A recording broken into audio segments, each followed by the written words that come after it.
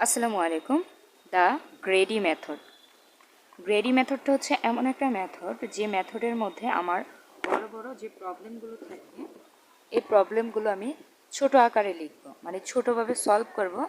Solve করার পরে সেই মেথড থেকে সেই প্রবলেমটা থেকে সবচেয়ে বেস্ট যে প্রবলেমটা আমি সলিউশন পেয়েছি সেই সলিউশনটা আমি নিব।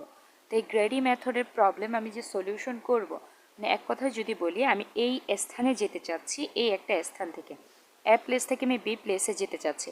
এখন আমি কিভাবে যেতে পারবো?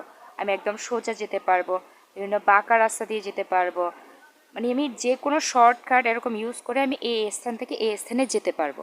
তো এটা হচ্ছে আমার একটা প্রবলেম। তো এই প্রবলেম আমি সলভ করতে পারবো সলিউশনের মাধ্যমে। তো এই সলিউশনের মাধ্যমে যে সলিউশনটা আমার সবচেয়ে বেস্ট, সেই সলিউশনটা বের করার যে প্রক্রিয়াটা, সেই প্রক্রিয়াটাকে বলা হয় দ্য গ্র্যাডি মেথড। তো এই প্রবলেম সলভটা আমার দুইভাবে করা যায়।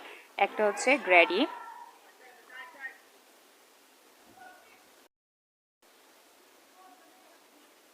চয়েস প্রপার্টি, আরেকটা হচ্ছে অপটিমাল সাবস্ট্রাকচার সাবস্ট্রাকচার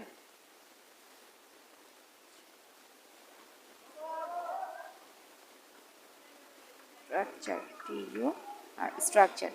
এখন কথা হচ্ছে এই দুইটা যখন আমি কোনো ধরনের শর্টকাট ইউজ না করে বা হচ্ছে এক পথেই যাব, আমি কি করব? এক পথে যেতে পারবো। এখন এইটাকে দুইভাবে যাওয়া যাচ্ছে। এই যে প্রবলেমগুলো, এই প্রবলেমগুলো সলিউশনের ক্ষেত্রে আমার দেখা যাচ্ছে লোকালি করা যায়, যে ছোট ছোট যে অংশগুলোতে আমি ভাগ করে করে, যেমন ধরেন আমি প্রথমে এই শর্টকাট পর্যন্ত গেলাম, তারপরে এখান থেকে এদিকে না গিয়ে আমি এখানে চলে আসলাম যাতে আমার এদিকে সহজ হয়।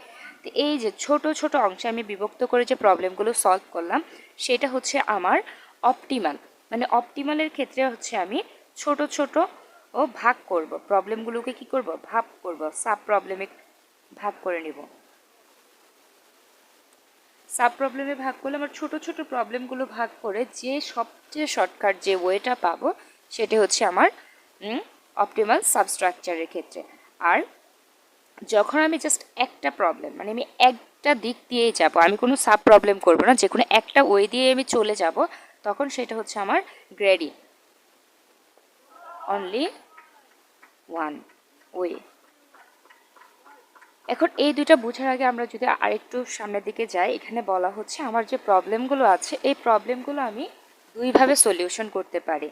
একটা হচ্ছে অপটিমাল, আরেকটা হচ্ছে ফিজিবল।